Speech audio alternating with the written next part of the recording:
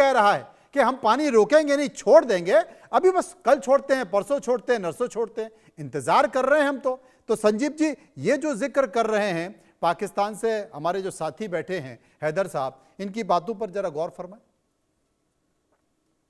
देखिए मनोज जी, भारत के सरकार के द्वारा, स्वयं भारत के प्रधानमंत्री श्री नरेंद्र मोदी के द्वारा इस बात को बहुत ही स्पष्ट रूप से बताया जा चुका है कि पानी और खून साथ साथ नहीं बहेंगे। ये जो नया भारत है, ये जो बदला हुआ भारत है, वो आतंकवाद के प्रति जीरो टॉलरेंस की पॉलिसी पर चलता है।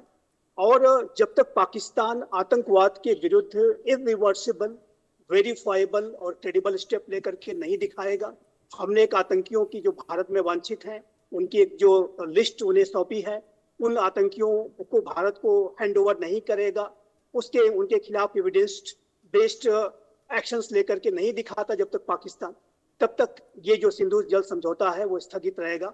और देखिए मनोज जी, हमने पाकिस्तान के साथ बहुत लंबे समय तक सारी जो भारत विरोधी गतिविधियों के बावजूद भी कोऑपरेट किया।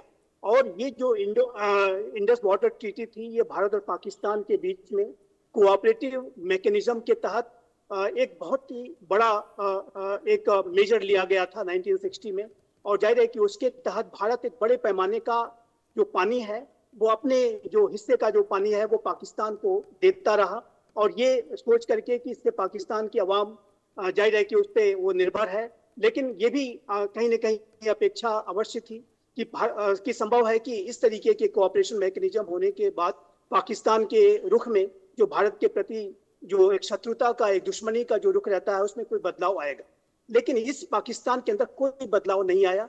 हमने ये देखा कि जो पाकिस्तान के हुक्मरान हैं, जो कि भारत विरोधी हवा दिखा करके, भारत विरोधी प्रोपेगेंडा चला करके, और मैं वहां पर इस समय विशेष रूप से जो पाकिस्तान की रियल रूलर्स, जो वहां की वास्तविक जो शासक हैं, आर्मी और आईएसआई, उनकी बात कर रहा हूं, ये अपनी सत्ता को बनाए रखने के लिए भारत विरोधी एजेंडे को हमेशा सुलगा करके रखना चाहते हैं।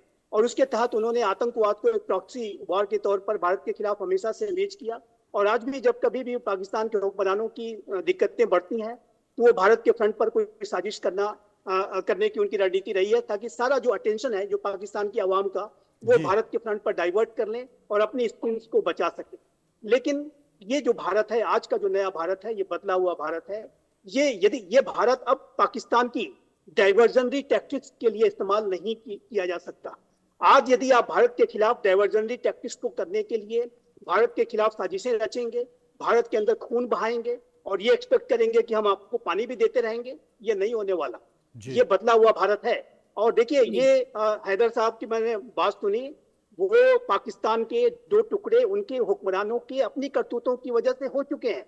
और अभी जो उन रियल रूलर्स की जो हरकतें हैं, जो उनके कारनामे हैं, जो अपनी ही आवाम के प्रति दोयम दर्जे का ट्रीटमेंट है, आतंकवाद को अपने इंस्ट्रूमेंट ऑफ स्टेट पॉलिसी के तौर पर और आतंकियों को स्ट्रेटेजिक असेट के रूप में इस्तेमाल करने की आज भी जो उनकी नीति है, उसकी वजह से इस राष्ट्र के 4 टुकड़े होंगे, ये स्पष्ट रूप से दिखता है। यदि उन्होंने अपनी नीति में नहीं बदलाव किए तो जरूर ये इसका जो भविष्य है बहुत ही ज्यादा अंधकार मैं देखता हूँ। ये आपके जो प्रोपेगेंडा से नैरेटिव बिल्डिंग इत्यादि में जो आप लगातार ये प्रोपेगेंडा और लाइज और डिसीट करने की कोशिश करते हैं, अंतर्राष्ट्रीय समुदाय की आंखों में धूल झोंकने की कोशिश करते हैं, जाहिर है कि उसके मुगालते में कोई नहीं आने वाला, और आपकी सच्चाई को पूरा अंतर्राष्ट्रीय समुदाय समझता है। आपने जो मैसेंजर, एक डाकिये, एक पोस्टमैन की भूमिका निभा करके, और आप सोचते हैं कि कॉन्फ्रेंस करा लेंगे और पूरे अंतर्राष्ट्रीय समुदाय को गुमराह कर लेंगे, इस महाशक्ति भारत के साथ आप ऐसा नहीं कर सकते।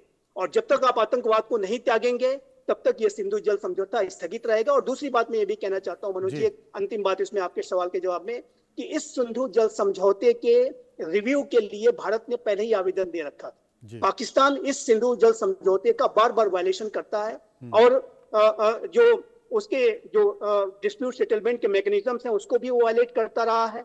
और अब भारत की एक और भी बात है कि हमारी अपनी डेमोग्राफिक रिक्वायरमेंट्स भी अब बदल गई हैं। भारत विश्व का सबसे अधिक जनसंख्या वाला राष्ट्र है। 1960 में कुछ और था, आज हम सबसे अधिक बड़ी जनसंख्या है। हमारे अपने राज्यों को पानी चाहिए, वो राज्य लगातार मांग करते हैं भारत की केंद्र सरकार से कि हम अपना पानी पाकिस्तान को क्यों जाया दे रहे हैं। तो ऐसे में जाहिर है कि भारत अपनी आवश्यकताओं की पूर्ति के लिए भी ये पानी अपने पास रखेगा, और उसके लिए हम डैम बिल्डिंग का जो कार्य है वो लगातार आगे बढ़ाएंगे। और पाकिस्तान की कोई ऐसी औकात नहीं है कि वो भारत के इस तरीके के कृत्यों पर किसी भी तरीके का कोई नैरेटिव बिल्ड कर और सके। हैदर साहब, भारत ऐसे नैरेटिव्स को जो शूट डाउन करना जानता भारत है। को पूर्वी 3 नदियां मिली हैं, पाकिस्तान को पश्चिमी 4 नदियां मिली हैं। भारत अपने